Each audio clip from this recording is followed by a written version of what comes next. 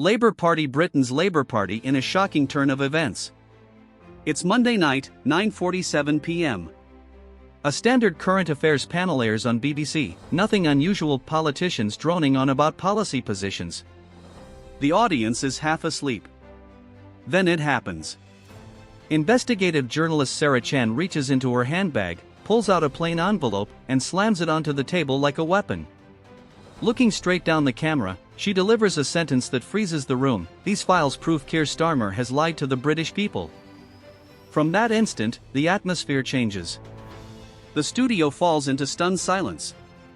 Camera operators zoom in on faces, disbelief, panic, fear.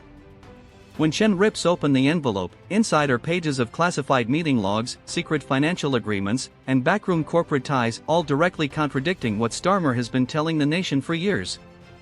For 3 years he branded himself as Mr. Integrity, the man who would clean up politics after endless conservative scandals. His slogan was trust, honesty, transparency. But these papers painted a very different picture. Hidden meetings with oil executives. Private dinners with healthcare lobbyists. Secret donations from the very corporations Labour had promised to stand up against. Within minutes of the broadcast, Britain ignites online.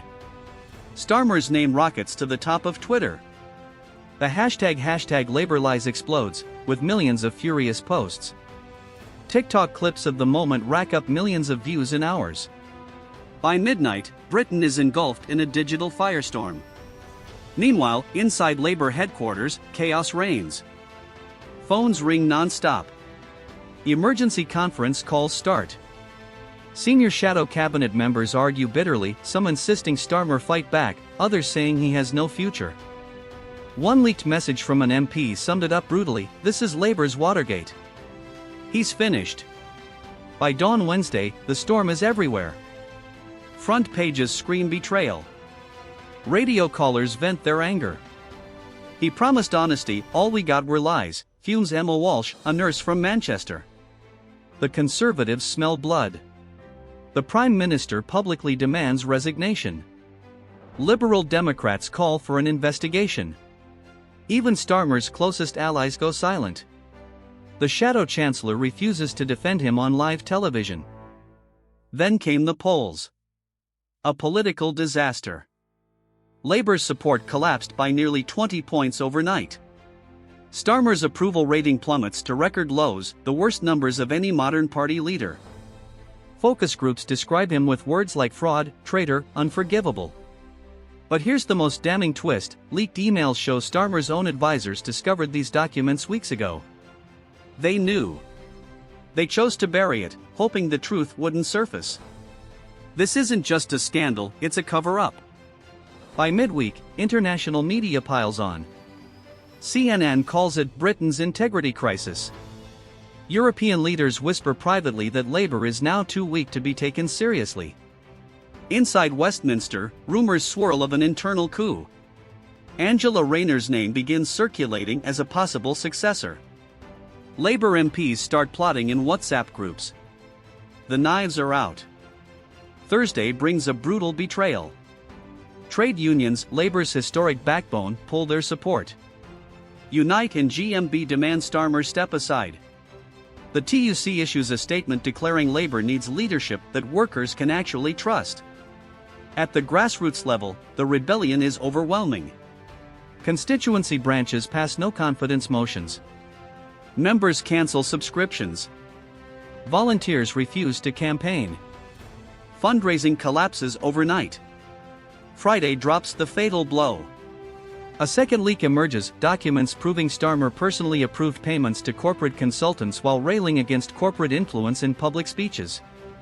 Hypocrisy laid bare. His last defenders fall silent. Political historians compare it to the expenses scandal, but worse, because Starmer built his image on integrity. And integrity is exactly what the scandal destroys. By the weekend, Labour trails the Conservatives by 20 points, their lowest position in a decade. The young voters who once backed Starmer in droves abandon him en masse. Donors demand refunds. Planned fundraisers are cancelled. The party's financial lifeline is drying up.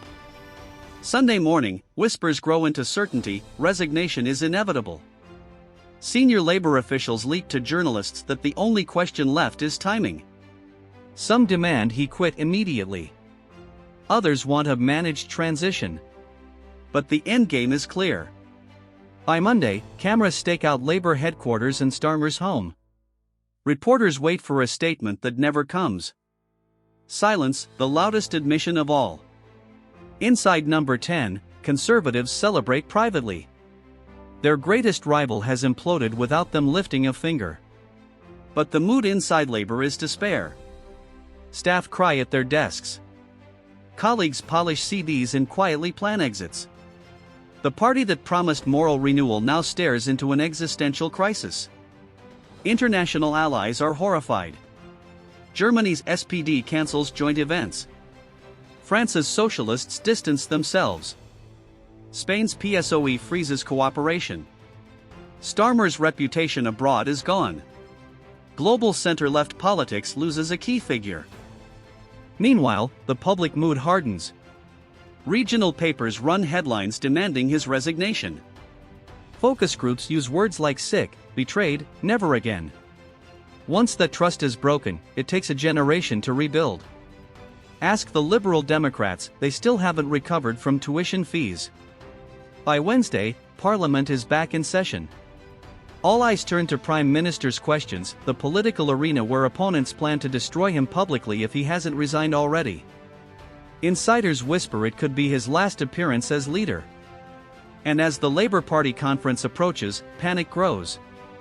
How can they host a celebration of party values when their leader embodies the exact opposite? Delegates threaten boycotts. Sponsors pull funding. What should be a showcase risks turning into a funeral march. Behind closed doors, Labour's executive committee schedules emergency meetings. Regional branches demand video calls. Scottish Labour threatens to break away if Starmer stays. The foundations of the party itself are starting to crack. The human toll is heartbreaking. His wife retreats from public view. Their children are targeted at school. Security increases outside their home. Political collapse always carries personal cost, and this family is paying it in full. By midweek, the betting markets open. Odds are placed on Starmer's resignation. Bookmakers start taking bets on his successor. Westminster insiders don't ask if he'll go, only when. And then the scene, black cars pulling up to Labour headquarters. Senior figures arriving with grim faces. Cameras flash. The entire nation glued to the spectacle of political destruction. Keir Starmer promised to restore trust in politics. Instead, he has become its latest cautionary tale. Sometimes the fall isn't gradual. Sometimes it happens in one shocking, televised moment that changes everything. So the question is, what happens next? Will Starmer resign, or attempt a final desperate fight for survival? Let us know your thoughts in the comments below. Don't forget to like this video, subscribe to our channel for more in-depth political commentary, and hit that notification bell so you don't miss our next deep dive into the world of power and politics. Thanks for watching.